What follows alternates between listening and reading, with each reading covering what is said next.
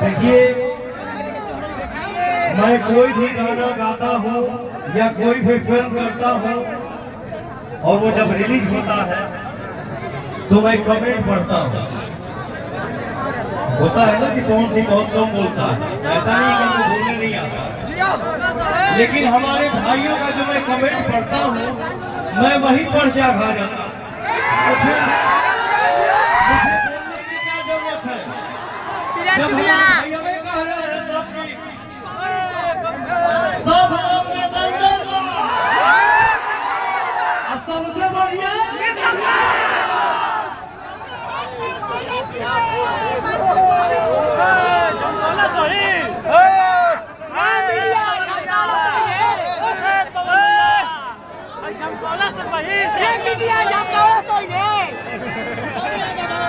देखिए, हम सब मिलकर अभी बात कर रहे हैं।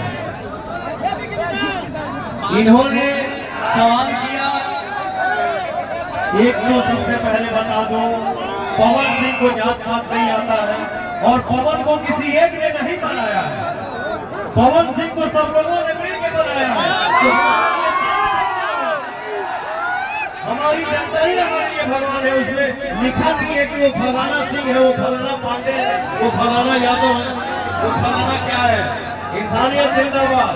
ये देखिए, मैडम डाली है कि पवन सिंह के लोग कहा था कि दोनों पार्टी से हुई थे, आप निर्दल है, तो मान लीजिए कि आप वोट घटवा बन के तो नहीं रह जाएंगे, तो जवाब आप लोग दीजिए।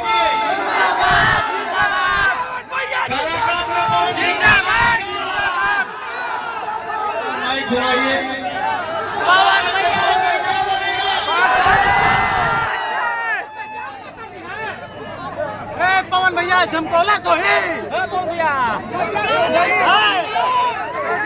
सोही। मुझे देखिए क्या है, मैं किसी के बारे में टिप्पणी नहीं ज्यादा करता हूँ।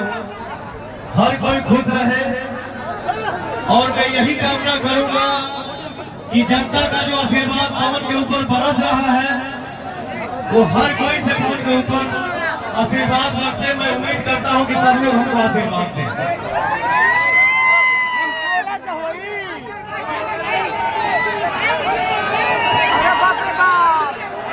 मैं अपने जीवन में क्या करूंगा क्या नहीं करूंगा, राजनीतिक फील्ड में उसका डिसीजन पवन सिंह नहीं ले सकता है।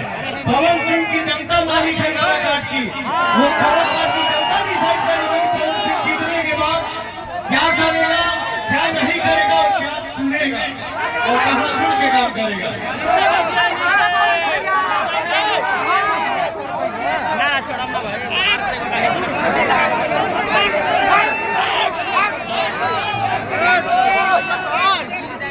आप सबके दुआ आशीर्वाद से पवन एक ऐसा भोजपुरी का कलाकार है जो अपने ऑडियंस के दिमाग में नहीं, दिल में रहता है।